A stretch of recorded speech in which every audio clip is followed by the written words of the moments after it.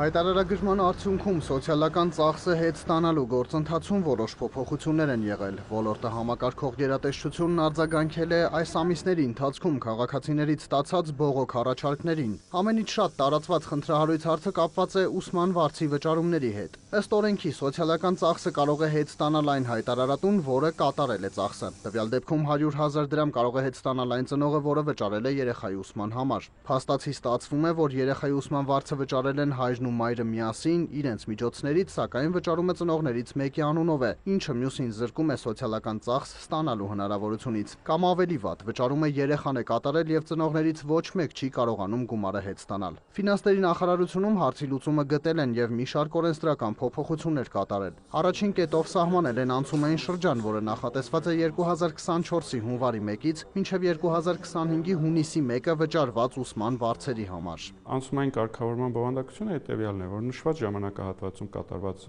վճարները կարող են հետ վերադարձրել նաև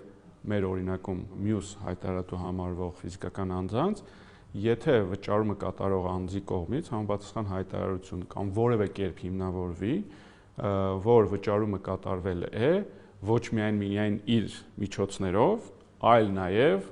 մեր օրինակում, օրինակ ընտանիքի մոր նաև հաշվին, մոր միջոցներով կամ երեխան կատարել է իր ծնողների միջոցներով։ Ֆիննախից հորդորում են այս կետի վրա ուշադրություն դարձնել, քանի որ 2025-ի հունիսի 1-ից հետո գործելու է նախորդ հիմնական կարգը եւ ուսման վարձի համար սոցիալական ծախս կստանա միայն վճարողը։ Ուստի հունիսի 1-ից հետո պարտադիր է, որ վճարում կատարեն երկու ծնողներն էլ իրենց անուններով։ Իսկ արտոնյալ ժամանակահատվածի համար սոցիալական ծախս ստանալու համար հարկավոր է, որ օրինակ հայրը, որը կատարել է վճարը, գնա երեխայի բուհ եւ հայտարարի, որ այդ վճարն արվել է իր եւ կնոջ միջոցներով։ Նույնը երեխան հայտարարի, որ վճարումը ծնողների միջոցներով է արվել։ Հաջորդ կարևոր փոփոխությունը վերաբերում է առողջապահական ուղղությամբ կատարված սոցիալական ծախսի վերադարձին։ Այս պարագայում խնդիր էին դարձել այն դեպքերը, երբ գործատուն վարձու աշխատողի համար կնքում է առողջապահական ապահովագրություն, բայց որի համար մասնակի կամ ամբողջությամբ վճարում է աշխատակիցը։ Նման դեպքերում պայմանագիրը կնքվում է գործատուի, օրինակ իրավաբանական անձի անունով եւ հաշվարկային փաստաթուղթը, ինվոյսը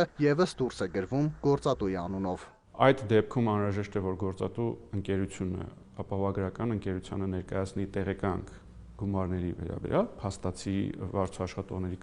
կողմից վճարված գումարների վերաբերյալ, եւ ապահովագրական ընկերությունը այդ դեպքում հաշվարկային փաստաթղթերը դուրս գրելուց որպես ապահովադիր ընկերություն նշի գործատու ընկերությանը, իսկ սոցիալական ծախս կատարողի տվյալներ նշի հայտարարատու ֆիզիկական, այս դեպքում մեր վարձու աշխատող ֆիզիկական անձանց, այդ դեպքում